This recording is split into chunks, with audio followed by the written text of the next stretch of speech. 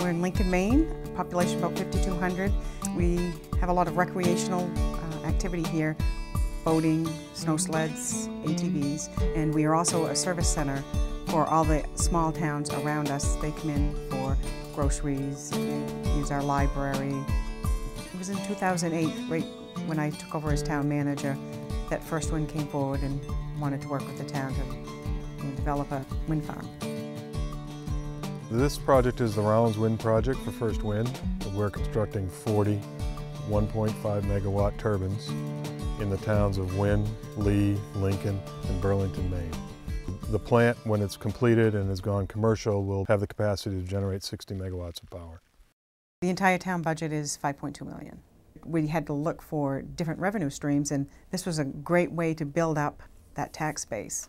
We will be receiving at least $260,000 in revenue every year for 30 years.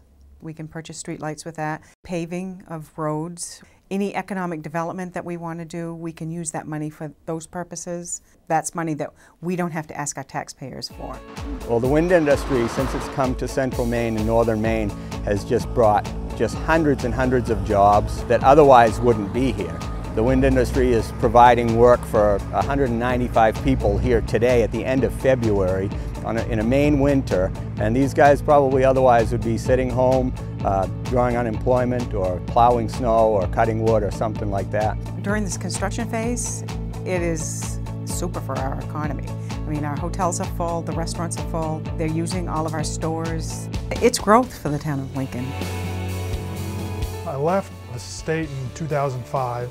It was tough for my dad to see me actually leave because I couldn't find employment here in the state. So for him, it was a huge sigh of relief when he actually, saw me come back home and be able to actually make a living in my home state.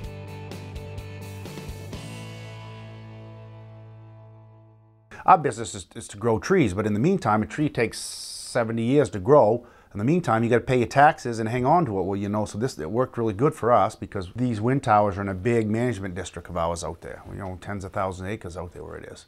So it'll help pay the taxes in the meantime as we grow our trees.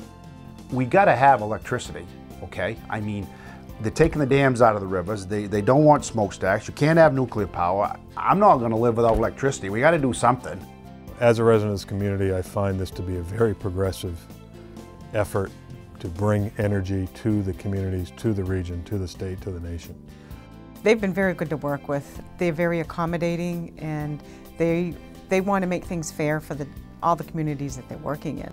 I grew up in southern Maine, actually in Kittery. When I was a little boy, we lived right on the Piscataqua River, across from the Newington power plants. This doesn't offset a lot of it, but it offsets some of it, and to me that's very important for the residents, the future residents of the state of Maine.